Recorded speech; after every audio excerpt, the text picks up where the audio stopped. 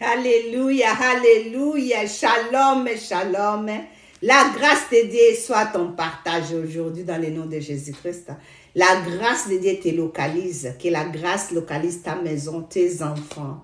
Alléluia, partout où tu es, que la grâce te localise. Bien-aimé, la grâce de Dieu, nous l'avons, nous ne méritons pas cette grâce. Grâce, ça veut dire quelque chose qu'on ne mérite pas. On te donne gratuitement, sans même l'effort. Ce n'est pas parce que tu es intelligent, ce n'est pas parce que tu connais comment travailler que Dieu te bénit, ce n'est pas parce que tu as beaucoup étudié, ce n'est pas parce que tu es belle que tu étais mariée. Non, c'est pas ça.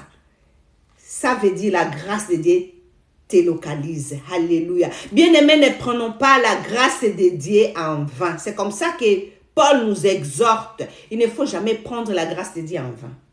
You need to take advantage of that grace. Alléluia. La grâce de Dieu nous suffit. La grâce de Dieu nous suffit. Ce n'est pas l'argent qui nous suffit. Ce n'est pas les grades qui nous suffit. Ce n'est pas la bonne santé qui nous suffit. C'est la grâce de Dieu qui nous suffit. Alléluia. Ce n'est pas le mariage. Ce n'est rien d'autre à part Dieu lui-même et Jésus-Christ qui est la grâce qui nous suffit. Et quand nous avons cette grâce, nous avons aussi la paix. N'est-ce pas la paix que nous en avons seulement besoin? La paix ici sur la terre et il y aura la paix éternelle là-bas. Donc, c'est la paix que nous avons. Si tu as la paix, et tu vas très bien. Alléluia. Et que la paix de Dieu aussi soit ton partage dans le nom de Jésus-Christ. Nous voulons continuer notre message par la grâce de Dieu et terminer sur le thème de Dieu veut conquérir ton cœur. Il veut conquérir le cœur d'un homme fidèle. Bien-aimé, nous avons un Dieu fidèle qui nous aime vraiment. Sa volonté de te voir prospérer comme prospère l'état de ton âme. Et il veut restaurer aussi ton âme aujourd'hui par cette parole de grâce qu'il nous donne. Comprenez, n'oubliez pas que la parole de Dieu délivre, la parole de Dieu sauve, la parole de Dieu libère et la parole de Dieu bénit. Nous sommes bénis par sa parole. Ce n'est pas seulement la prière. Oui, tu pries beaucoup, mais peut-être il te manque quelque chose. La prière et la parole de Dieu marchent ensemble. Alléluia. Il faut bien prier et surtout prier la parole de Dieu. Parce que Dieu nous a donné tout comme conseil ici. Il a tout mis par écrit pour nous. Alléluia. Pour que nous soyons des sages, des intelligents. Alléluia. Que nous vivons dans des conseils de Dieu. Nous vivons dans la crainte de Dieu, dans la force de Dieu. C'est Dieu qui nous communique sa force. Alléluia. Eh bien, nous avons parlé comment est-ce que Dieu a obligé son serviteur, prophète Osée, d'aller épouser une prostituée qui s'appelait Gomer. Dans les livres de Josué, il y a cette histoire. Nous avons compris que Dieu peut ramasser des choses sans valeur pour donner la valeur. Nous avons compris que Dieu aussi peut pardonner quelqu'un. Alléluia. Aujourd'hui, pour terminer, nous allons voir comment si Dieu a envoyé ses deux espions dans une maison d'une prostituée toujours. Ici, on nous parle de l'histoire d'Agar à Jéricho. Agar, ce n'était pas une femme qui vivait dans une famille d'une bonne réputation. Ce n'était pas une femme qui vivait dans une famille où on priait Dieu, où on priait Dieu. Non. C'était une femme, comme on écrit dans la Bible, une femme prostituée. Mais Dieu a utilisé cette faiblesse-là pour qu'aujourd'hui on parle des Rahab ici, pour que Jésus puisse sortir dans ces lignées-là. Ah, bien-aimé, ne te négligez pas. Dieu t'aime. Cette vie-là que tu es en train de mener, ce n'est pas Dieu, c'est une stratégie démoniaque pour te dévier de la destinée de Dieu. Mais quand tu ouvres les oreilles pour écouter la parole, le message d'aujourd'hui, tu vas comprendre que Dieu veut faire de toi quelque chose. Il veut d'abord restaurer ton âme, il veut te conquérir pour que tu le sers. Alléluia. Pour que tu sers Dieu. Pour que tu vis une vie éternelle. Pour que tu commences à vivre la paix ici et avec cette paix jusqu'au ciel. Alléluia. Rahab a fait déjà la marque du ciel. Quelle que soit sa vie. Qu'on ne te manque pas de toi. Qu'on ne se manque pas de toi. Là où tu te trouves, quelle que soit la vie que tu vis. Tu portes la marque du ciel. Il suffit seulement de comprendre le message. Parce que Rahab ici, son histoire, il a dit aux enfants d'Israël, à ces deux espions, nous avons entendu que vous avez un Dieu puissant. Nous avons entendu que votre Dieu a séparé la mer Rouge. Et nos esprits étaient vraiment dans la crainte. Nous étions déjà abattus parce que votre Dieu, c'est un Dieu éternel, un Dieu puissant.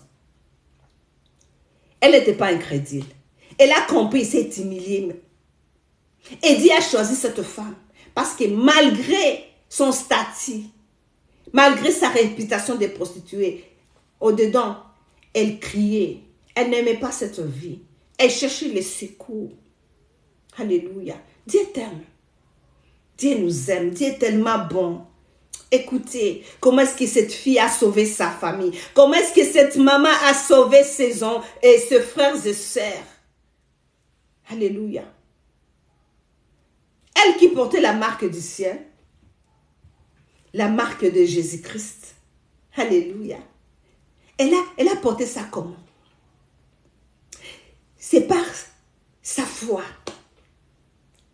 Elle a caché ses serviteurs. Elle a cru à leur Dieu. Elle les a cachés. Moi, ce que j'ai remarqué ici, Dieu peut utiliser même ta faiblesse.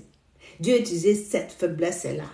Dieu connaissait que cette femme va bien cacher ses deux hommes parce que déjà sa vie, c'est ça. Elle cache très bien. Elle a des portes secrètes. C'est comme ça qu'elle a fait fuir les espions dans une porte secrète que personne ne connaît pas. Si ce n'était pas cette femme, je ne sais pas quelle sera l'histoire des espions. Parce qu'on les cherchait pour les tuer. Mais c'était le contraire. C'était la vie de la prostituée qui était sauvée. C'était sa maison qui était sauvée. Quand les Israélites sont rentrés maintenant pour combattre maintenant Jéricho, ils ont tué tout le monde. Ils ont saccagé la ville, les bien-aimés dans le Seigneur. Sauf la femme de cette prostituée qui pouvait imaginer que cette fille pouvait sauver sa maison. Même son père, même ses frères ne pouvaient pas y croire. Mais c'était elle. C'est toi aussi qui vas sauver. C'est toi ma sœur. C'est toi mon frère. Dans n'importe quelle situation que tu es maintenant, on est en train de te voir que c'est fini pour toi. Tu es nul, tu es perdu, tu es pauvre, tu es ceci ou cela. Non, c'est toi le choix de Dieu. C'est toi le choix de Dieu. Réveille-toi maintenant. Comprenez cette parole. Dieu va te conquérir. Comprenez aussi, dit quelque chose que moi j'ai entendu, c'est Jésus. Il a fait ceci ou cela dans la vie de quelqu'un que je connais. Moi aussi, je vais le suivre. Le Saint-Esprit va te guider.